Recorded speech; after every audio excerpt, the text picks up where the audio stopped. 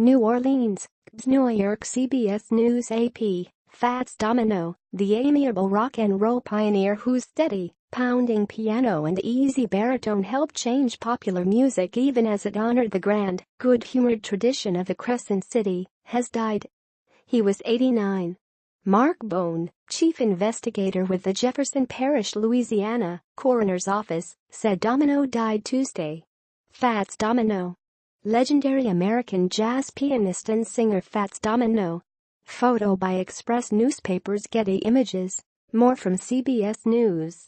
The New Orleans musician's daughter said he died peacefully while surrounded by family and friends, CBS affiliate WWL-TV reports. "We are all touched by the outpouring of love and tribute for our father," his children said in a statement. His music reached across all boundaries and carried him to all corners of the world. They quoted a few lines of lyrics from his song, Rising Sun. "Then I rock myself to sleep, praying that I am here to keep. Then I ride the rising sun. Gee, ain't I being a lucky one." At least in appearance, Domino was no Elvis Presley. Domino sold more than 110 million records, with hits including Blueberry Hill, Ain't It a Shame, I'm Walkin', I'm in Love Again, and other standards of rock and roll. He was one of the first 10 honorees named to the Rock and Roll Hall of Fame, and the Rolling Stone Record Guide likened him to Benjamin Franklin, the beloved old man of a revolutionary movement. The magazine listed Domino at number 25 in its list of greatest recording artists of all time. In appearance, he was no Elvis Presley. He stood 5 feet 5 and weighed more than 200 pounds, with a wide, boyish smile and a haircut as flat as an album cover. But his dynamic performance style and warm vocals drew crowds for 5 decades. One of his show-stopping stunts was playing the piano while standing, throwing his body against it with the beat of the music, and bumping the grand piano across the stage. Domino's 1956 version of Blueberry Hill was selected for the Library of Congress's National Recording Registry of Historic Sound Recordings worthy of preservation.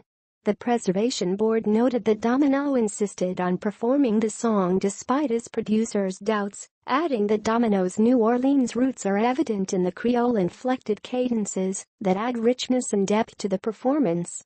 Domino became a global star, but stayed true to his hometown, where his fate was initially unknown after Hurricane Katrina struck in August 2005. It turned out that he and his family were rescued by boat from his home, where he lost 3 pianos and dozens of gold and platinum records, along with other memorabilia. Many wondered if he would ever return to the stage.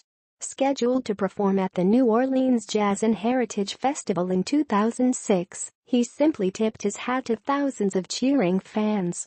But in May 2007, he was back, performing at Tipitina's Music Club in New Orleans.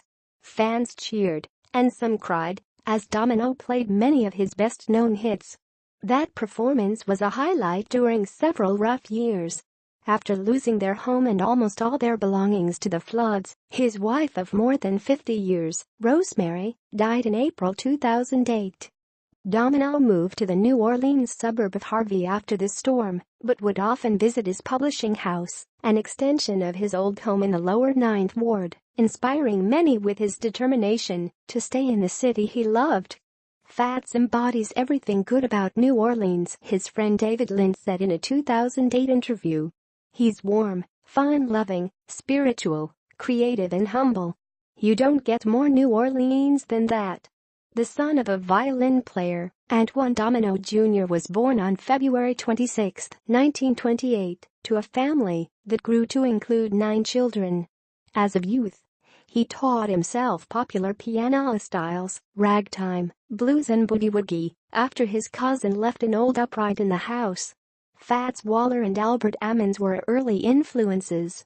He quit school at age 14 and worked days in a factory while playing and singing in local juke joints at night. In 1949, Domino was playing at the Hideaway Club for $3 a week when he was signed by Imperial Record Company.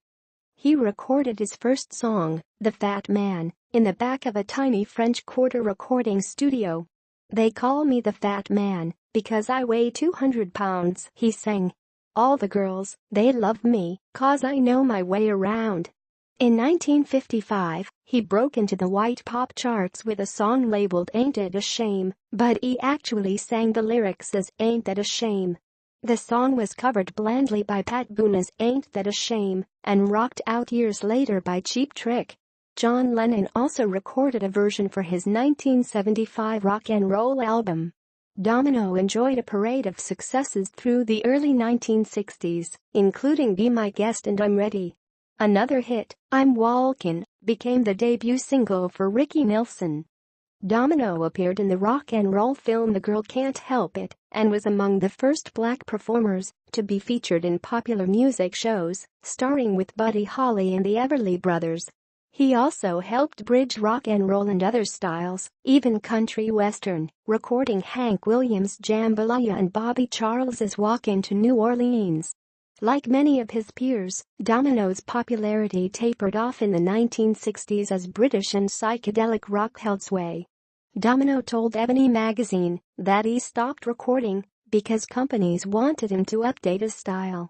"I refused to change," he said. "I had to stick to my own style that I've always used, or it just wouldn't be me." Antoine and Rosemary Domino raised 8 children in the same ramshackle neighborhood where he grew up, but they did it in style, in a white mansion, trimmed in pink, yellow and lavender. The front double doors opened into an atrium with chandeliers hanging from the ceiling and ivory dominoes set in a white marble floor. In 1988, all of New Orleans seemed to be talking about him after he reportedly paid in cash for 2 Cadillacs and a $130,000 Rolls-Royce.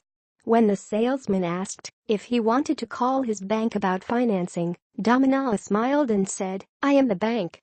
In 1998, he became the first purely rock and roll musician to be awarded the National Medal for the Arts. But he cited his age and didn't make the trip to the White House to get the medal from President Bill Clinton. That was typical. Aside from rare appearances in New Orleans, he dodged the spotlight in his later years, refusing to appear in public or even to give interviews.